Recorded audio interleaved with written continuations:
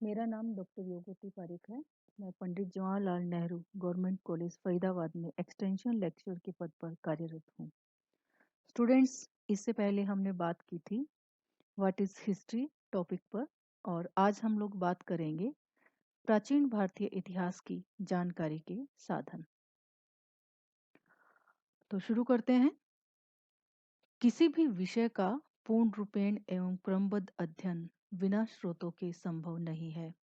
कहने का आशय यह है कि जितने भी आपके पास संबंधित विषय के स्रोत उपलब्ध होंगे, उतना ही आप स्वयं को विषय के क्रमबद्ध एवं तर्कयुक्त प्रस्तुतिकरण में सक्षम पा सकेंगे। लेकिन प्राचीन भारत के इतिहास के अध्ययन के लिए शुद्ध ऐतिहासिक सामग्री अन्य देशों की अपेक्षा बहुत कम उपलब्ध है। भारत में यूनान के हेरोडोट्स या रोम के लिवी जैसे इतिहास लेखक नहीं हुए, इसीलिए कुछ पाश्चात्य विद्वानों की यह धारणा बन गई थी कि there was not history before the अशोकास।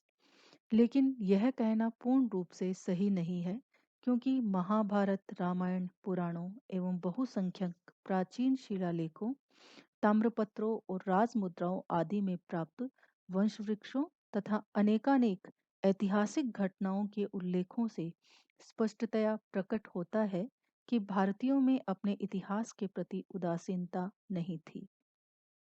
Ashok के शिलालेख एवं स्तंभ लेख तो उसकी आत्मकथा ही है।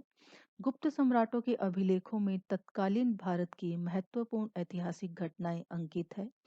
कल्हण का कथन है कि वही गुणवान कवि प्रशंसा का पात्र है जो राग द्वेष से ऊपर उठकर एकमात्र सत्य निरूपण में ही अपनी भाषा का प्रयोग करता है। भारतीयों की इतिहास बुद्धि का इससे सबल प्रमाण और क्या हो सकता है। स्टूडेंट्स, प्राचीन भारतीय इतिहास की स्रोत सामग्री की हम बात करते हैं तो सबसे पहले आएगा पुरातात्विक स्रोत, उसके बाद आता है साहित्यिक स्रोत, उसके बाद आता है विदेशियों के वृत्तांत। पुरातात्विक स्रोत के अंतर्गत अभिलेख, मुद्राएं, स्मारक, अवशेष, मोहरें, मूर्तियां और चित्रकलाएं, ये सब आती है। इसके अलावा साहित्यिक स्रोत में हिंदू धार्मिक साहित्य, जैन धार्मिक साहित्य, बौद्ध साहित्य, धर्मेतर साहित्य में स्मृतियां आती है, ऐतिहासिक ग्रंथ आते हैं, राजनीतिक एवं व्याकरण संबंधी ग्रंथ आते हैं, और विदेशियों के वृत्तांत के अंतर्गत हम बात करेंगे यूनानी यात्रियों के वृत्तांत, चीनी यात्रियों के वृत्तांत, अरबी यात्रियों के वृत्तांत और तिब्बती यात्रियों के वृत्तांत। तो अब हम बात करते हैं अभिलेखों की। अभिलेख हमें शिलाओं, स्तंभों, ताम्रपत्रों, दीवारों, मुद्राओं, प्रतिमाओं पर अंकित मिलते हैं, और सबसे ज्यादा अभिलेख हमें प्राप्त होते हैं सम्राट अशोक के। अभिलेखों को हम लोग दो भागों में विभाजित करते हैं, देशी अभिलेख और विदेशी अभिलेख। देशी अभिलेखों के अंतर्गत अशोक के शिलालेख आते हैं। प्रयाग स्तंभ लेख से समुद्रगुप्त के बारे में हमें जानकारी मिलती है। महरौली स्तंभ लेख से चंद्रगुप्त द्वितीय के बारे में हमें जानकारी मिलती है, और भित्री स्तंभ लेख से हमें स्कंदगुप्त के बारे में जानकारी मिलती है। विदेशी अभिलेखों के अंतर्गत एशिया माइनर में बोगाजकाई नामक स्थान से प्राप्त अभिलेख से हमें इंद्र, वरुण, मित्र आदि देवताओं की जानकारी मिलती है, और परपोपोलिस व नक्श ए रुस्तम से ईरान तथा भारत के संबंधों पर प्रकाश पड़ता है। मुद्राओं के अंतर्गत स्वर्ण मुद्राएं, रजत मुद्राएं और ताम्र मुद्राएं आती है। मुद्राओं पर लिखित तिथियों से कालक्रम निर्धारित करने में हमें सहायता प्राप्त होती है, और इसके अलावा तत्कालीन समय की सामाजिक, धार्मिक, आर्थिक स्थिति का भी हमें ज्ञान प्राप्त होता है। 206 ईस्वी पूर्व से लेकर के 300 ईस्वी तक का भारत का इतिहास लगभग सिक्कों के ऊपर ही आधारित है।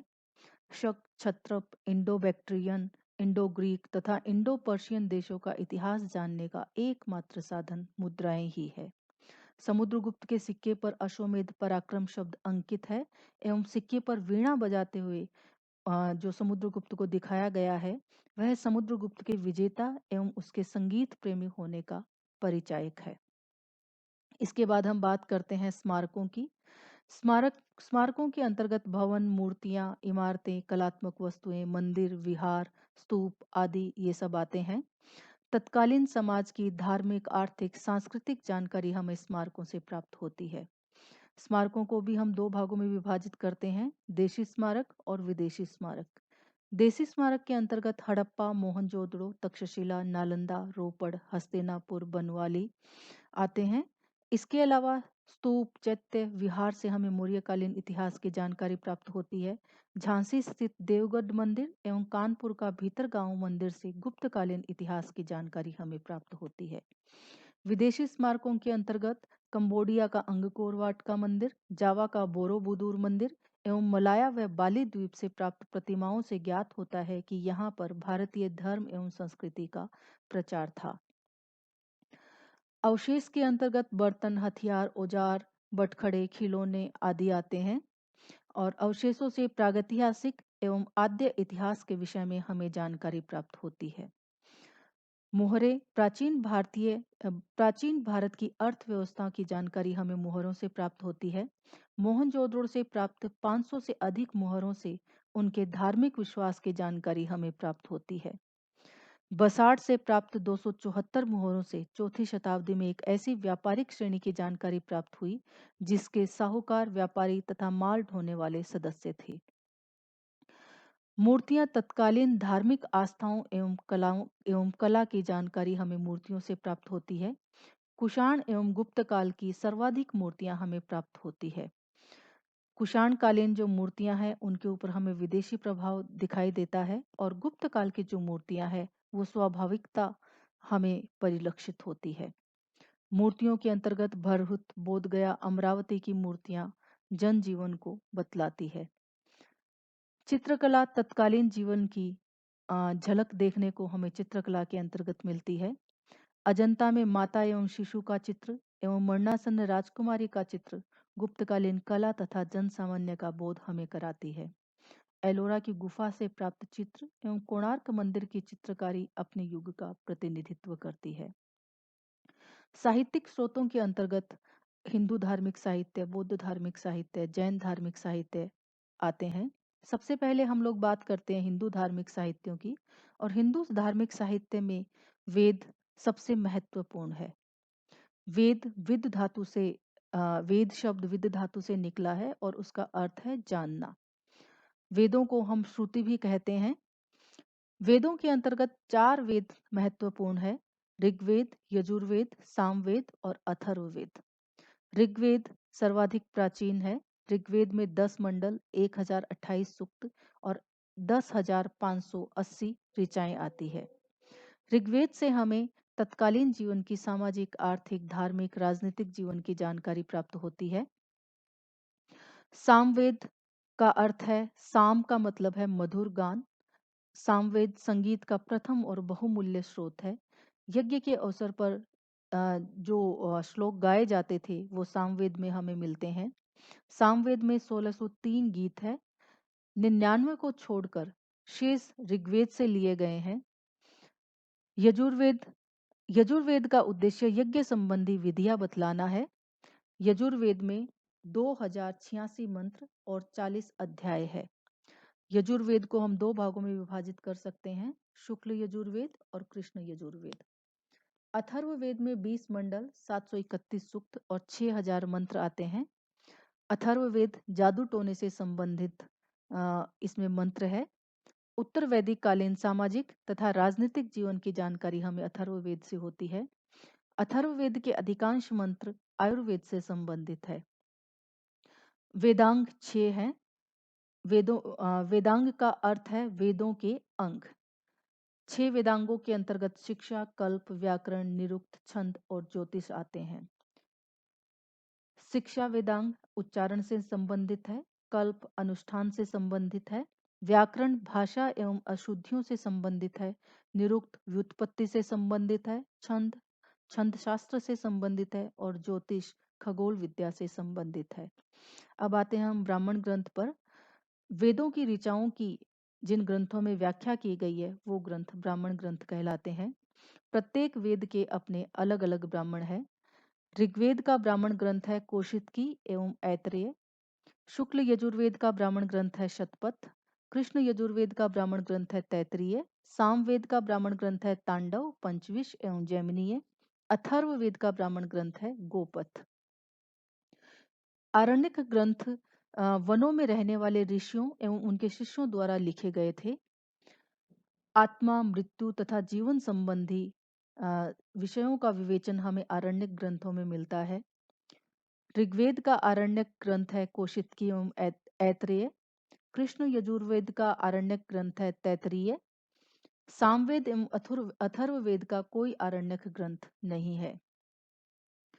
अब हम आते हैं उपनिषदों पर।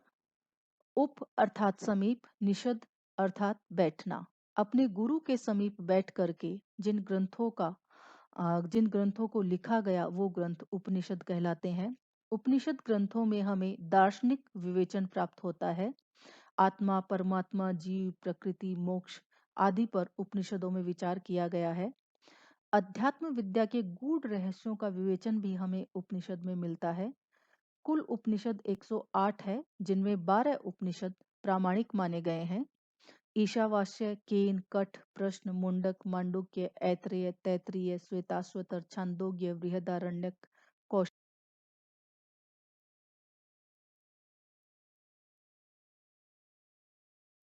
कौशिकी आदि। वैदिक आर्यों के कानून संबंधी ग्रंथ स्मृतियां कहलाते हैं। स्मृतियों में मनुस्मृति, पाराशर स्मृति, नारद स्मृति, याज्ञवल्क्य स्मृति मुख्य है। रामायण एवं महाभारत ग्रंथों से भी हमें प्राचीन भारतीय इतिहास की जानकारी प्राप्त होती है। रामायण महर्षि वाल्मीकि के द्वारा लिखा गया था और महाभारत महर्षि वेदव्यास के द्वारा लिखा गया था। पुराणों का अर्थ है प्राचीन। पुराणों से प्राचीन राजवंशों तथा उनके क्रियाकलापों का ज्ञान हमें प्राप्त होता है। कुल मिलाकर के 18 पुराण मुख्य है। ब्रह्म पुराण, मत्स्य पुराण, विष्णु पुराण, भागवत पुराण, अग्नि पुराण, शिव पुराण, मार्कंडेय पुराण, गरुड़ पुराण। गरुड़ पुराण ऐतिहासिक दृष्टि से सबसे महत्वपूर्ण माना जाता है। इसके अलावा पद्म पुराण, ब्रह्मांड पुराण, नारदीय पुराण, भविष्य पुराण, ब्रह्म वैवर्त पुराण, लिंग पुराण, वराह पुराण, स्कंद पुराण, वामन पुराण और कूर्म पुराण आदि है। पुराणों की रचना 5वीं एवं 6ठी शताब्दी में हुई थी। प्रत्येक पुराण को 5 भागों में विभाजित किया गया है: सर्ग, प्रतिसर्ग, वंश, मनवंतर और वंशानुचरित। स्टूडेंट्स, आज हम प्राचीन भारतीय इतिहास के स्रोत यहीं तक पढ़ेंगे। इसके बाद बौद्ध साहित्य से हम अपने पार्ट नंबर 2 में पढ़ेंगे। धन्यवाद।